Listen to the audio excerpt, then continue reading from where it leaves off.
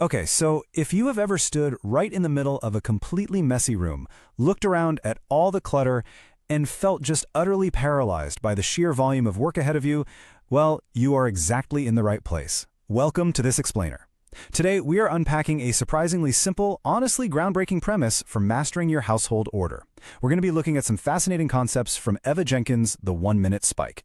And listen, the absolute best news right up front is that her method does not require tossing all your earthly belongings into a dumpster. I mean, for so many of us, the home has kind of transformed from this relaxing sanctuary into a literal second shift of endless, invisible labor. But Jenkins recognized something really important. The traditional advice we've always been given to manage this labor, it is fundamentally flawed. It just sets us up for this miserable cycle of burnout and mess. So today, we are going to break down her alternative approach, one that actually works with human psychology rather than fighting against it.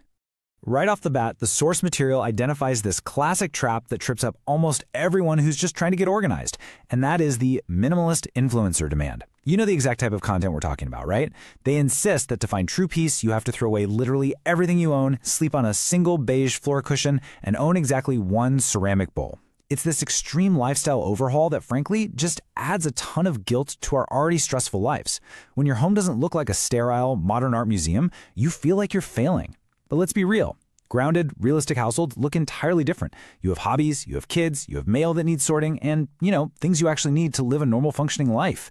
We do not need to get rid of our entire lives just to get organized. So, that frustration you feel when you watch those influencers, that isn't a lack of discipline on your part. It's a completely natural reaction to an absurd, completely unattainable standard. So instead of chasing that impossible minimalism, Eva Jenkins presents this wonderfully liberating, seemingly absurd premise. Get this. Cleaning your house is easy, actually. Now, I know it sounds like a trap. When you are staring down a sink completely full of crusty dishes after a 10-hour workday, it certainly does not feel easy. But Jenkins really dismisses those self-help gurus making us feel inadequate. She points out an absolutely crucial distinction here: the physical mechanics of wiping a counter, picking up a rogue sock, or pushing a vacuum. That isn't actually the hard part. The physical exertion is incredibly minimal. The real enemy is the mental friction of simply getting started. Jenkins argues that we view cleaning as this monolithic, hours-long event. It's like a giant mountain we have to climb. When you look at the kitchen, your brain doesn't just see wipe the counter, it sees an insurmountable wall of exhausting chores. And that massive mental block is exactly what paralyzes us.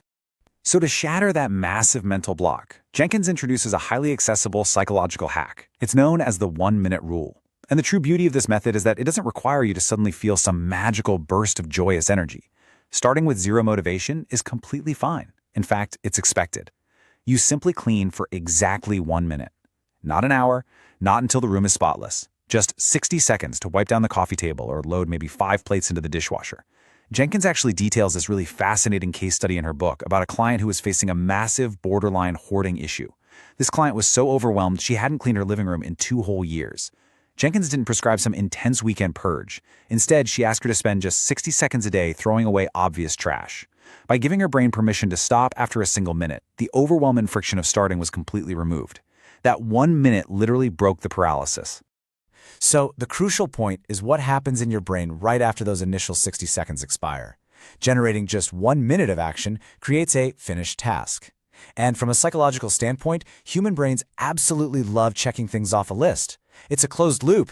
When you complete that microtask, your brain releases a tiny hit of dopamine. That neurochemical reward magically triggers the long-term motivation to keep going. You might set out to just load 5 plates, but once that 1-minute timer goes off, you so often find yourself thinking, well, I might as well finish the sink.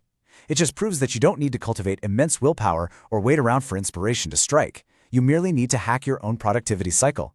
You lower the barrier to entry so drastically that your brain honestly can't even invent a good excuse to say no. Now, Jenkins takes this concept a step further by proposing a total cognitive reframe of what cleaning actually is.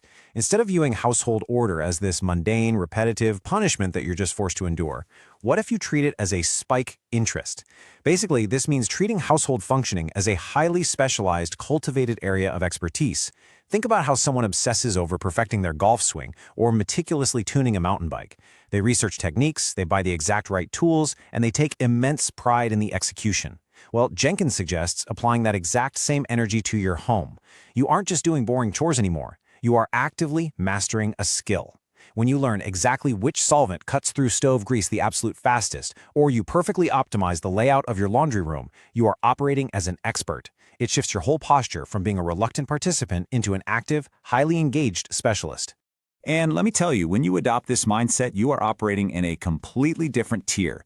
The source material draws a rather blunt, dramatically dry, and humorous line in the sand regarding this expertise. It points out that there is a tiny, sliver-thin 1% of the population with truly elite functional households, and a massive 99% who, to use Jenkins' exact words here, basically live in filth. It's a harsh categorization, sure, but the underlying reality of it is actually deeply empowering. Most people out there are entirely overwhelmed by their own belongings, just constantly treading water in the sea of deferred maintenance. But by simply mastering that 1-minute trigger and adopting the spike interest mindset, you are instantly elevating yourself out of that chaotic 99%. You aren't waiting around for a magic weekend to fix your life. You are systematically taking control of your environment 1 minute at a time. Which leaves us with a very direct, provocative question. What can you accomplish in the next 60 seconds? Because you now hold the key to mastering your household order. You know for a fact you don't need a drastic minimalist overhaul, and you definitely don't need boundless natural motivation to strike before you begin. You just need 60 seconds to bypass your brain's resistance and trigger that productivity cycle. So, I challenge you right now, the moment this explainer ends, look around your space, pick one tiny target, and start the clock. Clear that one countertop. Sort that one single stack of mail. You might be completely amazed at how quickly one single minute turns into lifelong mastery. Thank you so much for joining me for this explainer. Keep cultivating those spike interests, and I will see you next time.